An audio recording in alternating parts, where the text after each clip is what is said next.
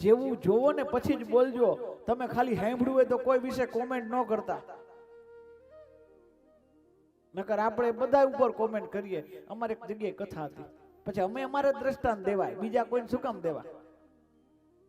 અશોકભાઈ એક જગ્યાએ કથા હતી, પછી આમ પાછળથી મારે જવાનું હતું આમ, એટલે પછી કથા પૂરી થઈને બહુ આનંદ આવ્યો ને એકદમ માહોલ જામ્યો હતો ને બધાય આનંદ આવતો હતો.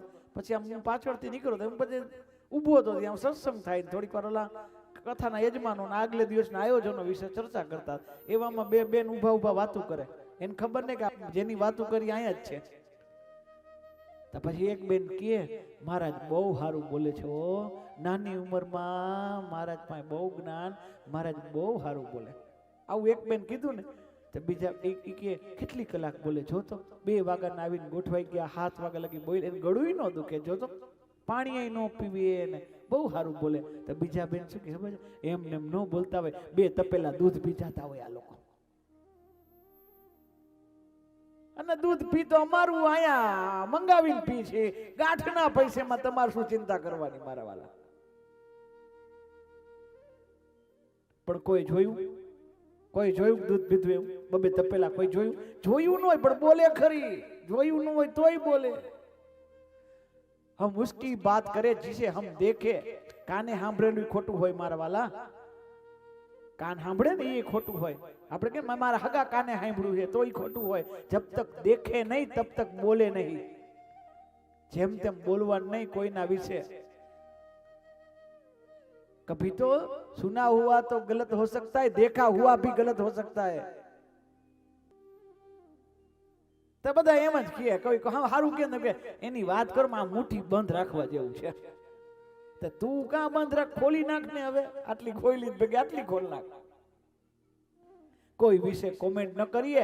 આજ માનવ ધર્મ છે, આજ ઈશ્વર ધર્મ છે.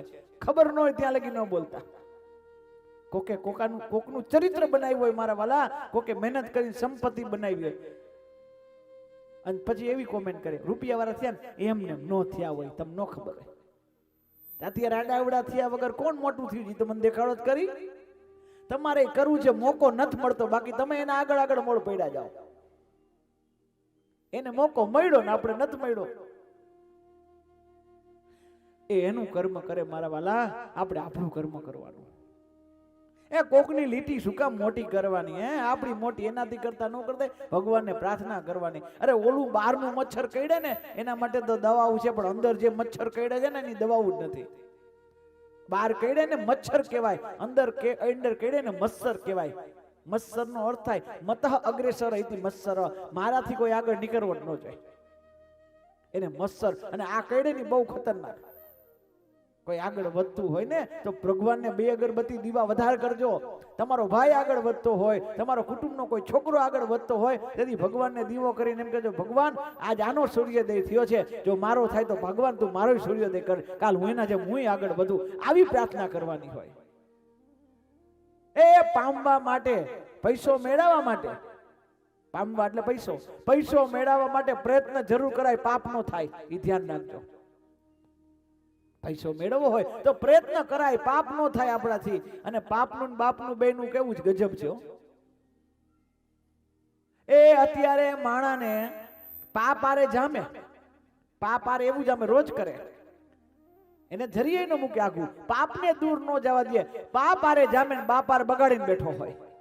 મારા વાલા, પાપ આરે બગાડીને બેહાય, બાપ આરે બગાડીને ન બેહાય.